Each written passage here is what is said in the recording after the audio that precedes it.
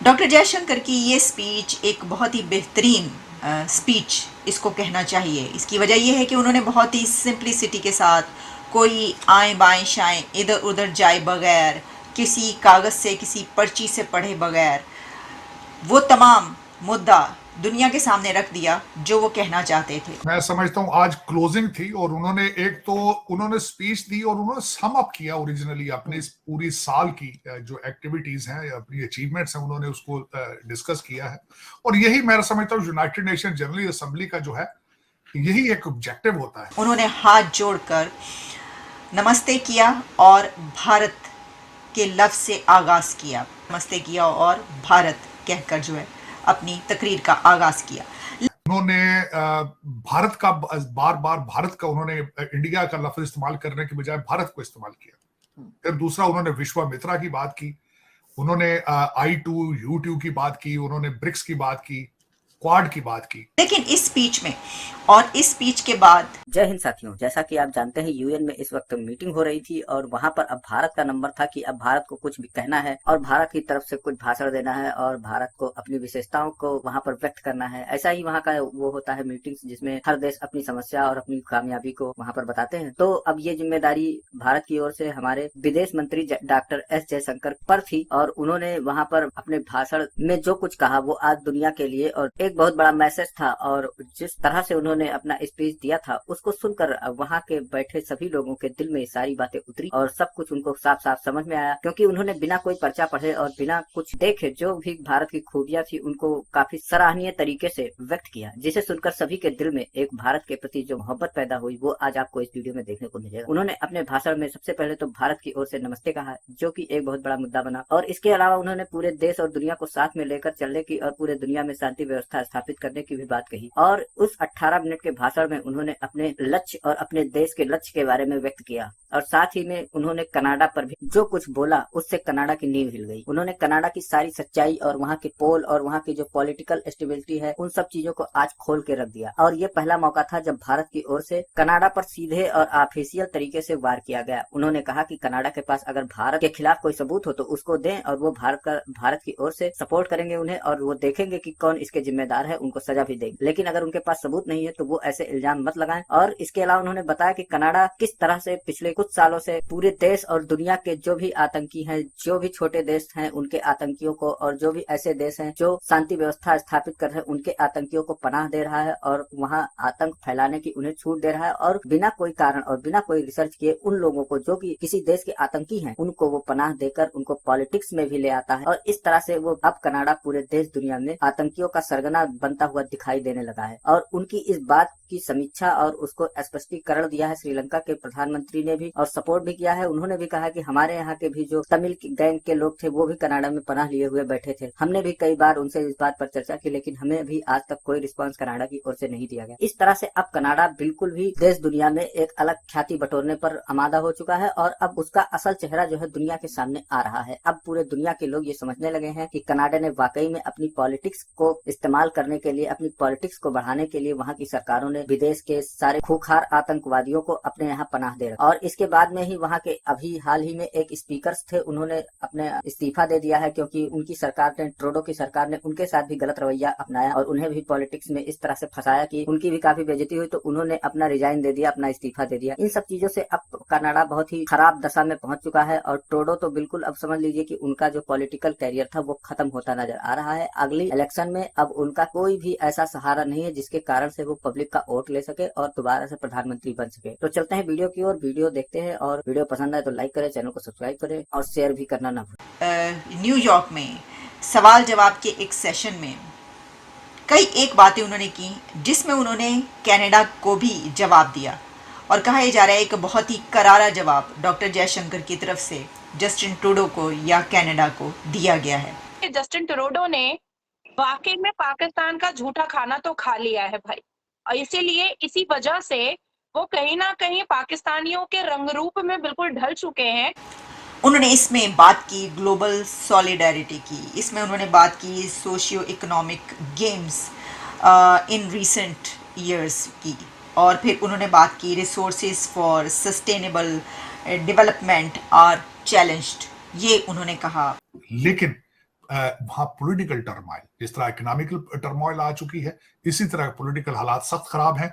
अगला prime minister आएगा, उसको दुनिया के अंदर अपने कनाडा की गुडविल दोबारा बहाल करनी होगी। फिर उन्होंने कहा कि ये जो है एक एक्सेप्शनल रिस्पॉन्सिबिलिटी थी इंडिया के लिए कि उसको G20 की प्रेसिडेंसी मिली थी एक ऐसे वक्त में जबकि कई एक इशू आप जानते हैं कि चल रहे हैं इस वक्त। और एक तरफ जहां आतंकवाद को पाकिस्तान में पनाह और हवा रोटी बोटी दी जाती है, वहीं दूसरी तरफ जस्टिन ट्रूडो कनाडा में बड़े आराम से गला ऊंचा कर करके अपने भारत में आने के बाद, भारत के नमक खाने के बाद, भारत की रोटी खाने के बाद, भारत में सम्मानित होने के बाद वहां पर जाकर के खालिस्तानी टेररिस्ट का राग अलापने लगे। यूक्रेन रशिया की वॉर से लेकर इस वक्त इस रीजन में, यानी इस रीजन से मुराद ये कि जो साउथ एशिया में जो कुछ चल रहा है पाकिस्तान इंडिया के बीच वहाँ पर, और फिर इसके अलावा दुनिया में जो इस वक्त अफेयर्स हैं उसको देखते हुए उन्होंने वन अर्थ वन फैमिली की बात की, वन फ्यूचर की बात की। तो मैंने बताया ना, एंथनी रोका साहब जो है, बल्कि मैं इसी पे बात करना चाह रहा था कि एंथनी रोका ने रिजाइन किया है स्पीकर ने अब से कुछ घंटे पहले, क्योंकि उन्होंने 18 साल का एक जो पारो स्लावो होंका यूगोस्लाविया का जो नाजी था उसको बुला के जब उन्होंने उसको तालियां बजाई, इस्तकबाल किया, बाद में पता चला वो तो नाजी था। मैं पूछना चाहती हूँ कि हरदीप सिंह निज्जर की जो मौत हुई थी वो 18 सितंबर 2023 को हुई थी, वो मरा था। तो आप मर क्यों?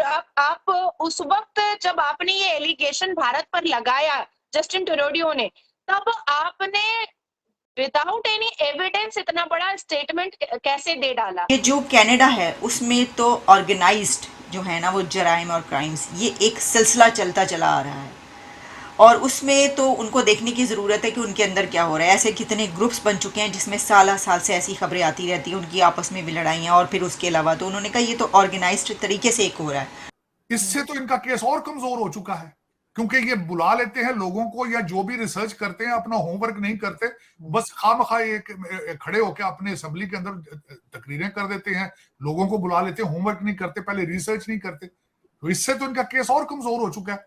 और अब जब आपने दे दिया है और आज पूरी दुनिया आपसे, पूरा विश्व आपसे सबूत मांग रहा है, तो आप हिजाब में और नकाब में जस्टिन ट्रूडो अपना मुंह क्यों छुपा रहे हैं? जो जस्टिन ट्रूडो साहब का तो फ्यूचर इज ओवर, वो तो he won't be able to become a prime minister again.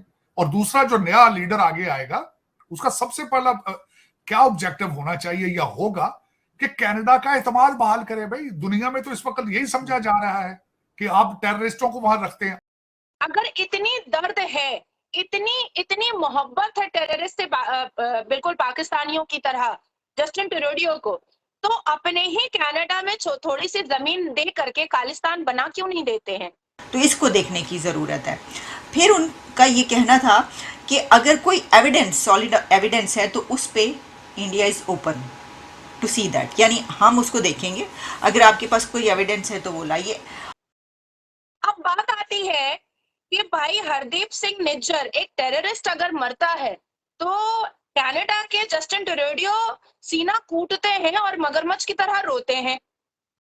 भाई अजीब सी बात है, एक टेररिस्ट मरा है जो आपके कनाडा में एंटर भी किया था फेक पासपोर्ट पे, जिसपे कनाडा के लॉ एंड ऑर्डर और लॉ डिपार्टमेंट ने इम्पर्सोनेशन का केस फाइल किया था। आज श्रीलंका के फॉरेन मिनिस्टर ने भी स्टेटमेंट दी है और वो बात बिल्कुल ठीक है। ये तामिल टाइगर के जो तामिल मूवमेंट के जितने जो टेररिस्ट थे उनको भी वहीं पनाह मिलती थी जाके। और इस वक्त दुनिया में मशहूर है कि कनाडा पॉलिटिकल असाइलम में सबसे आगे है, बगैर किसी रिसर्च किए फॉरेन लोगों को दे देता पॉलिटिकल असाइलम।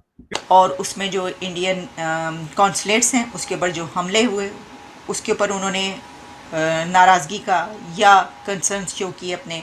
फिर उन्होंने ये कहा कि जो पॉलिटिकल रीजंस हैं वो भी इसके अंदर जो हैं वो शामिल हैं। इस वक्त उनके हालात बहुत खराब हो चुके हैं, अब दुनिया आइसोलेशन में जा चुके हैं। कोशिश की उन्होंने अमेरिका बरतानिया को साथ लेने की, अपने I5 कंट्रीज को साथ लेने की, लेकिन किसी ने साथ नहीं दिया। आज उनका केस जो स्पीकर के रिजाइन के बाद एंथनी रोका उसका नाम है, मजीद कमजोर हो चुका है। 2020 में ही आपको एक ऑफिशियल गैजेट भेजा गया था कि भाई ये आदमी जो है ये टेररिस्ट एक्टिविटीज कर रहा है और इसके ऊपर भारत की सरकार ने 10 लाख रुपए इसके सर पर जुर्माना रखा है कनाडा के लॉ डिपार्टमेंट में कम से कम 1000 से ऊपर ये निच्चर के ऊपर केसेस दर्ज थे। ये तो फ्रॉड हो रहा है पूरी दुनिया में इस वक्त। कनाडा जो है उसको अपने कनाडा के हालात वैसे जाती तौर पर इकोनॉमिकली बहुत खराब हो चुके हैं। लोग कनाडा को छोड़ छोड़ के भाग रहे हैं। पाकिस्तानी तो बेचारे कहाँ भाग कर जाएंगे, वो तो एक को कहते हैं ना, यहाँ से निकलेंगे तो वहां गिरेंगे, वो इससे भी बदतर है। लेकिन भारतीय वापस जा रहे हैं इस वक्त, जो ट्रक ड्राइवर हैं और कई कारोबारी हैं। कोविड के बाद कनाडा दोबारा अपने पांव पे खड़े नहीं हो सका। अब बात आती है कि जब आपको सब सारी चीजें, सारी बातें जस्टिन ट्रूडेau को आइडिया है कि भाई साहब ये आदमी जिसके लिए मैं सीना कूट कूट के बंदर की तरह उछल उछल के मैं रो रहा हूँ, ये आदमी बेसिकली पूरी दुनिया में एक टेररिस्ट के नजरिए से देखा जाता है और इसका नाम टेररिस्ट हरदीप सिंह निज्जर है। तो ऐसे सूरत में जस्टिन ट्रूडेau ने अपने लिए अपने मौत का दरवाजा खुद खोला है।